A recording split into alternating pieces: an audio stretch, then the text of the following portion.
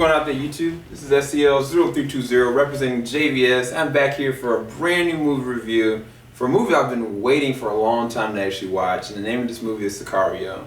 All-star cast: Benicio Del Toro, Emily Blunt, Josh Brolin. I mean, shoot, they even had John Bernthal.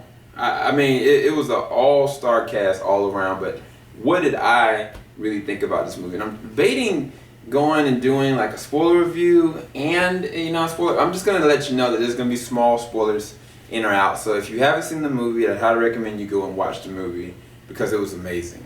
I'll go ahead and do it just how I normally format it. So from a visual perspective, this movie doesn't just take place in the U.S. Most of the time it takes place in between the border, Mexico, Juarez, Mexico, the whole underground scene, looking out in the spectrum of the desert. This movie, it goes there. Like, I've never seen, like, I think I own Zero Dark 30, but I've not seen it. And I mean, the only thing I can really think of that equates to that is that, Black Hawk Down, and a couple other notable movies. But just the range that they take this, like, it feels real. Like, I mean, from the spec ops missions to the technology to just the wide area of everything, even the set piece. There was this one set piece in the beginning of the movie where Emily Blunt's crew or her team, FBI agents, they were going and basically assessing this building. And there's a wide open shot that shows the whole surrounding area. It was like somebody did literally a sit rep and showed the whole entire containment or area of it. And I don't know how they got these shots. And these weren't all CG. Like, I literally feel like somebody went in a helicopter or a plane and spent some serious money taking landscape shots on the regular. Because there was like a sequence, one of the most terrifying sequences, when they're held up at the border in traffic, and the way that it looked before they even got there, going in and out of different locations into the city, outside the city, it was shot so beautifully, y'all. Like, it was amazing. But one of the things I'm gonna say about this, and I think that I had talked to Jarrell's about this, Jarrell's Alexandria, is that the soundtrack is so unconventional for a war movie. It felt more so like suspense, scary, and just eerie. Like, it was like every single time that something was going down, like, I literally felt levels of dread. Like, I felt like the hairs on my skin were moving, essentially. And I was like, oh my gosh, this is so wild. Just on the scope of this, from a visual standpoint, from the score standpoint, it fused so well that it was very uniquely made. I wouldn't be surprised if this movie didn't get some kind of nomination for Best Picture, if not Best Cinematography or Sound Production. But I'm gonna go ahead and get into the acting. So Emily Blunt's character, her character, in my opinion, what do I say about her?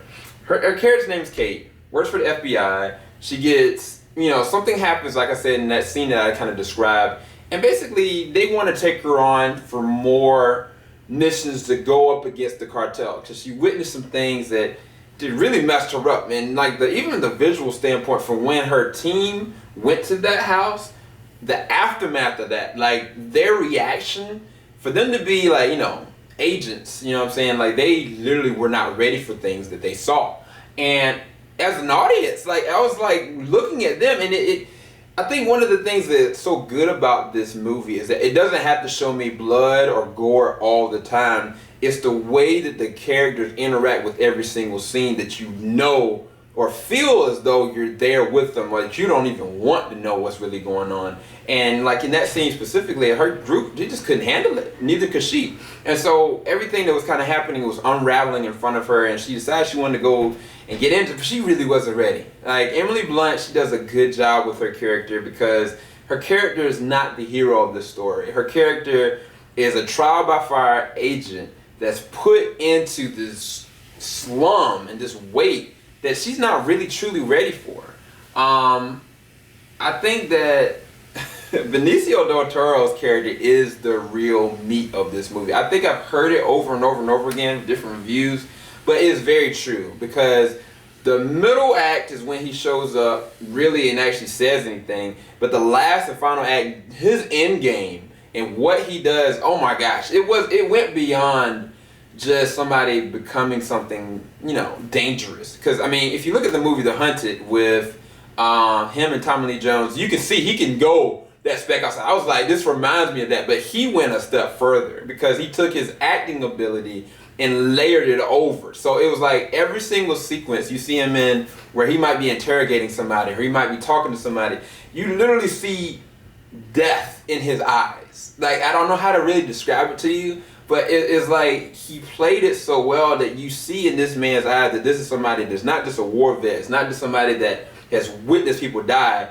like he has death in his eyes. And so his character to me, it was almost like the boogeyman of this story. And then on top of that, sprayed in was Josh Brolin. I didn't know that he was gonna be in this. Like, I really like his character because he's not a hero either. Like he's the one that's leading this whole entire group, bringing people in, but he's so conniving, so dark, and borderline almost evil because he has to be.